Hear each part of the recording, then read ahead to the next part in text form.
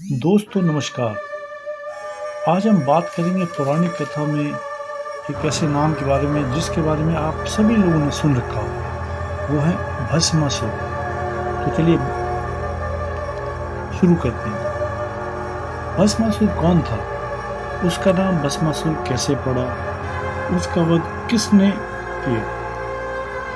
भस्मासुर एक राक्षस था जिसे भोलेनाथ से वरदान प्राप्त था कि जिसके सिर पे हाथ रखेगा वो भस्म हो जाएगा, और उसे विष्णु के द्वारा मारा गया। वरदान के कारण उसका नाम भस्मासुर पड़ा। उसका वध किसने किया? भस्मासुर का असली नाम बकासुर था।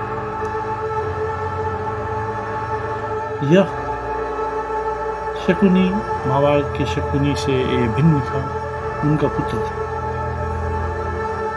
भस्मासुर नामक राक्षस दुनिया का सबसे ताकतवर असुर बनना चाहता था।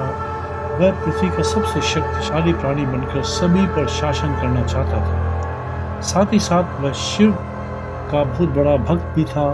वह जानता था कि उसका तप शिव को प्रसन्न कर सकता है, इसीलिए शिव से वरदान पाने की लालसा में उसने महादेव की कड़ी तपस्या की। भस्मासुर के अडिग ध्यान और शिव के लिए किए जा रहे तप से कैलाश पर्वत पर बैठे शिव जी को हिला दिया। शिव इस सोच में पड़ गए कि कौन उन्हें इस कदर पुकार रहा है।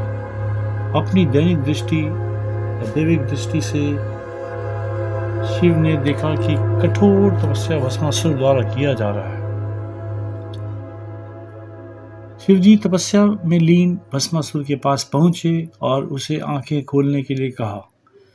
शिव की आवाज़ सुनकर भस्मासुर का ध्यान टूटा और उसने अपने सामने महादेव को खड़ा पाया। एक समर्पित भक्त की तरह शिव को देख भस्मासुर भी उनके सामने नतमस्तक हो गया। भस्मासुर ने शिव को देखकर कहा, ईश, आखिरकार आप आ ही गए। इस पर शिव ने कहा, तुमने मुझे इतनी तन्मयता के साथ याद किया है, मुझे तो आना ही था। शिव ने भस्मासुर से वरदान मांगने को कहा।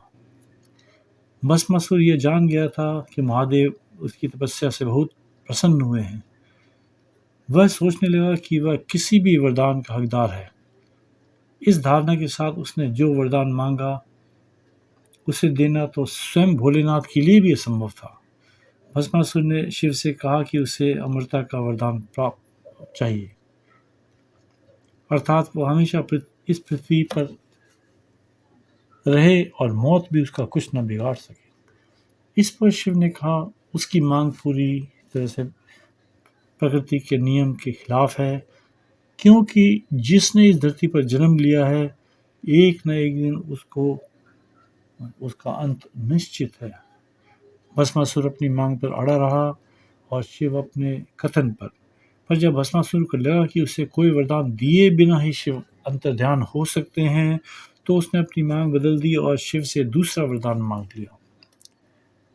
भस्मासुर का अंत। भस्मासुर मोहिनी के कहे अनुसार उसकी तरह नाचने की कोशिश करने लगा।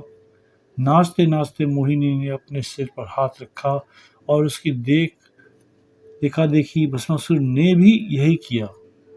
भस्मासुर यह भूल गया था कि स्वयं अपने सिर पर हाथ रखने से वह भी भस्म हो सकता है।